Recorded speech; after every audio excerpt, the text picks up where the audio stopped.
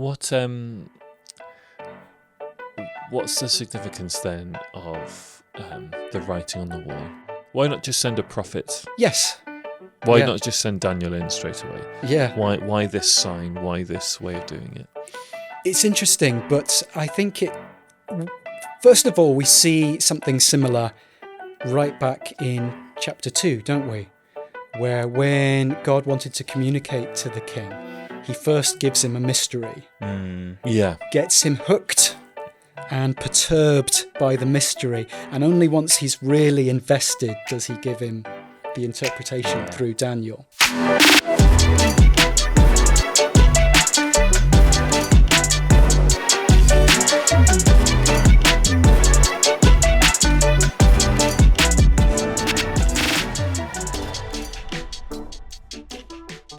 Welcome to another episode of Season 7 of the All Nations Church podcast, where we are taking a tour through the book of Daniel. I'm still James Aubrey. This is still Kier Adams, and Chris Hamer-Hodges is still our esteemed guest. Yeah. Definitely moving fast, I would say, Kier, into the friend of the podcast territory. I think so, yeah. Oh, joining illustrious companies such as Roger Aubrey and Coventry's own Matthew Lang. Wow. Can you imagine if we got all of those guys on the podcast at the same time? We should just get them to do it instead of us. Do you know, you and I could have a little sabbatical, couldn't we? That'd be great. But it would be the longest episode of all time.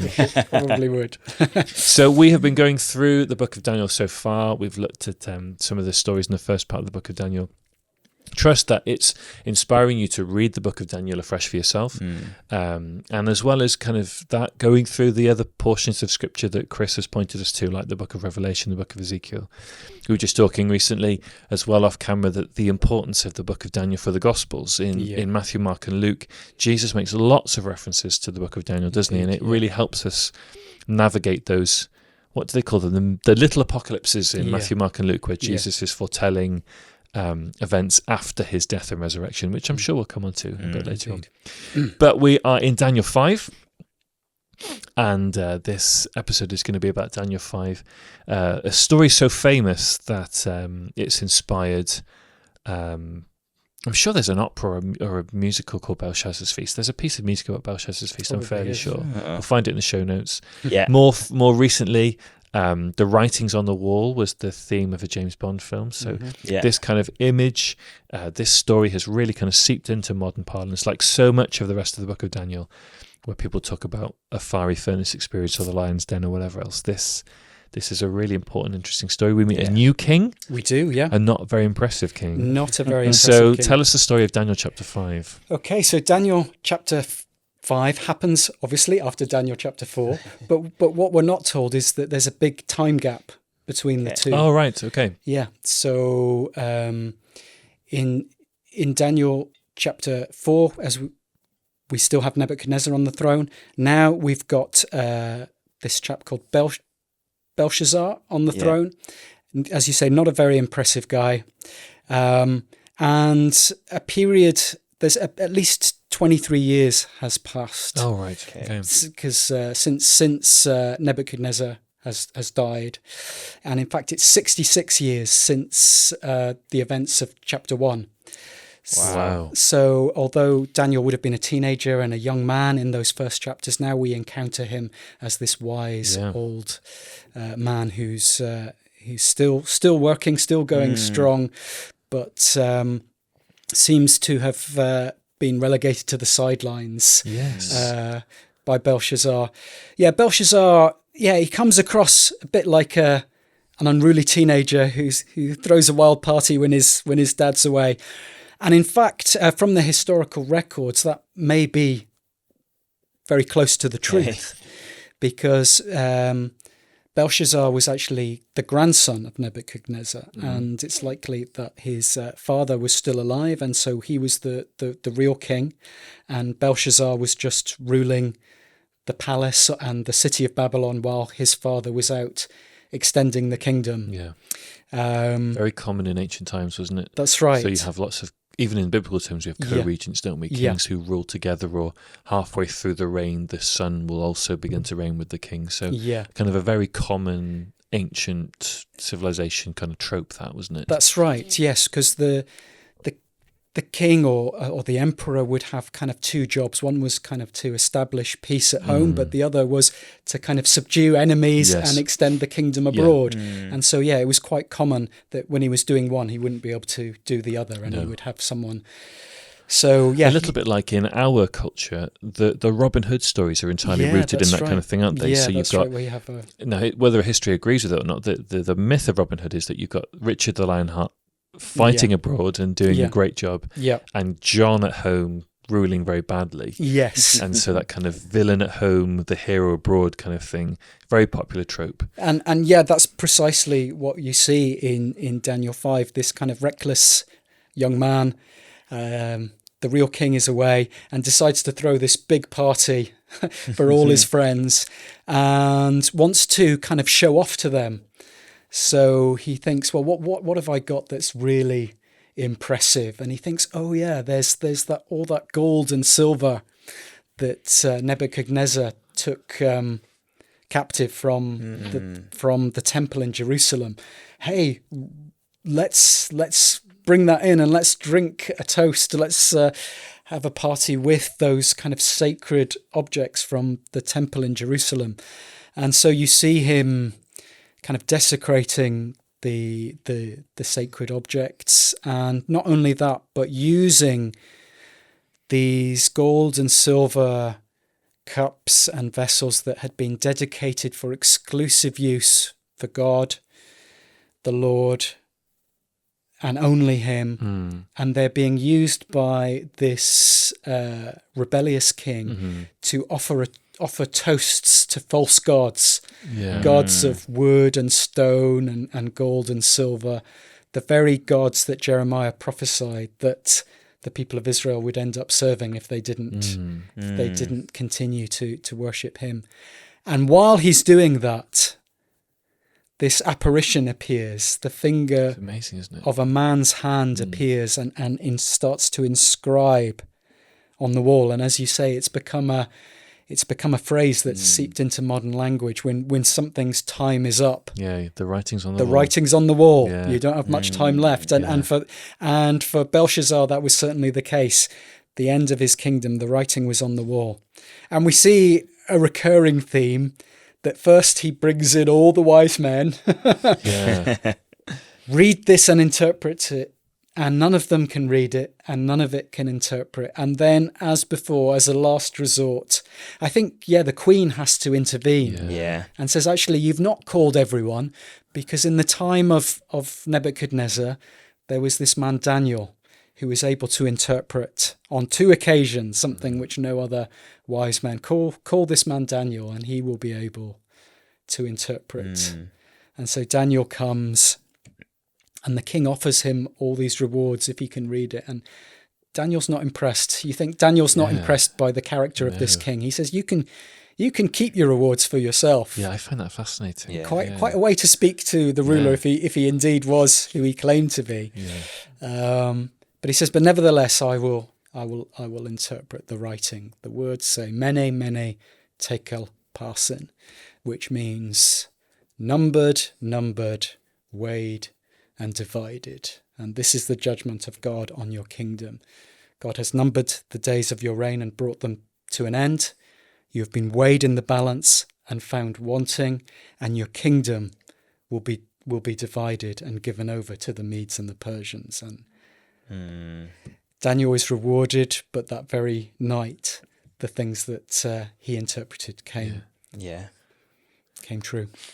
The first thing I'd like to pick up on is I think the fact that this story shows us how concerned God is for his own honour and glory. Yes, indeed, yeah. When you're, even just as you're recounting the story then of Belshazzar and his mates, drinking out of these things devoted to God. Yeah. Even within you can kind of feel a certain sense of disquiet, can't you? And you can understand, or limited albeit, but you can understand God's own disappointment and disapproval at something like that, because he is, and Daniel's contemporary Ezekiel bring this out much more to the fore in his ministry, doesn't he? But God is really concerned for his own honour and glory. Indeed. And the holy things are not to be trifled with. No. We see that even amongst God's own people, when David restores the ark, and instead of carrying it on the shoulders like they were instructed to, they put it on a cart. And it's like God overlooks that dishonor. But then when the cart stumbles and Uzzah presumptuously reaches out his hand to touch the most holy object from the most holy place, he pays for that presumption. We see something similar here. What's the significance then of the writing on the wall? Why does God go about it that way, and where else does that point us to in the scriptures? It's interesting, isn't it? Because you would think, well, why doesn't why not just send a prophet? Yes. Why not just send Daniel in straight away? Yeah. Why this sign? Why this way of doing it? It's interesting, but I think first of all, we see something similar right back in chapter 2, don't we? Where when God wanted to communicate to the king, he first gives him a mystery. Gets him hooked and perturbed by the mystery. And only once he's really invested does he give him the interpretation through Daniel. I like that. Yeah. We see something similar in the story of Gideon. Gideon is a man who is a kind of reluctant hero, and he needs many signs before he kind of takes his stand. First, he has the fleece where the fleece is dry and the ground is wet, and then the ground is wet and the fleece is dry. But ultimately, he's convinced when he goes down into the camp and he hears a dream and its interpretation, and he goes down into the enemy camp and he hears this dream about this barley, this bale of barley that rolls down and flattens the tents. And they said, this is none other than the sword of Gideon. And when he hears the interpretation, then he believes, then he rises up. It's interesting, isn't it, that he's had these two supernatural signs beforehand, but somehow there's something convincing in a mystery revealed that's more. And you can almost take it right the way back to Genesis, when God's plan for Adam was to produce a suitable helper for him. But before he gave him Eve, he first parades all the animals. And it's like he had to understand and appreciate the problem and the mystery before he would fully appreciate. I like that. Yeah, really the revelation. And so I think you could also apply it to today. Like, why do we have tongue and interpretation? Why not just prophecy? There's something dynamic that displays the moving of the Spirit and the power of God when one person brings a mystery and another person brings the revelation, that carries more weight than just when the message is brought directly in the first instance. Yeah, I like that. What does the idea of kind of God writing something, or God's hand, or God's finger, where does that point us in terms of the biblical narrative? Yeah, so it's interesting, this idea of the finger of God. Although that's not a phrase that we see directly, it's certainly implicit that this writing was by the finger of God. So the first time we find writing by the finger of God is again back in Exodus, when Moses goes up the mountain and receives the 10 Commandments, which were the first scriptures that were written down. Were inscribed by the finger of God. God himself started the writing of the scriptures. I like that. Obviously, Moses himself then filled in the rest with events that happened before and after. But the first scriptures that were recorded were written by the finger of God. And it's kind of establishing something that is unmistakably God. The phrase also occurs in the account of the Exodus. You'll remember when Moses gets commissioned by God to go and free God's people, and he gives a number of signs, turning the waters into blood and turning his staff into a snake. And we're told that the Egyptians did the same thing by their secret Yeah. arts. And you're like, okay. Yeah. That's a mystery. That's a mystery. But when he creates living things, when he brings the plague of gnats, when there is something living created from non-living, when the dust becomes gnats, that's something which no one has ever been able to do before. Life from non-life is not something that is in the remit of any man, but only in God. Yeah. And so even Pharaoh's personal magicians who've been able to somehow do these seemingly miraculous events say, we can't do this. This is nothing less than the finger of God. Wow. Yeah. And then Jesus himself uses the phrase when he gets accused of casting out demons by Beelzebub, the prince of demons. And he talks about, if a kingdom is divided against itself, it cannot stand. But if I drive out demons by the finger of God, then you know that the kingdom of God has come among you. So it's the idea of something that is unmistakably God that no one else can reproduce. And I suppose for Belshazzar, there's no doubt that the kingdom of God has come among him in that moment, isn't That's right, yeah. And that night marks the end of the Babylonian Empire. It does, yeah. So this event is kind of the encapsulation of the judgment of the Babylonians. That's right. The 70 years that Jeremiah prophesied comes to its fulfillment, where he said, my people will serve in Babylon for 70 years. So that's why, again, we know when the fall of Babylon happened.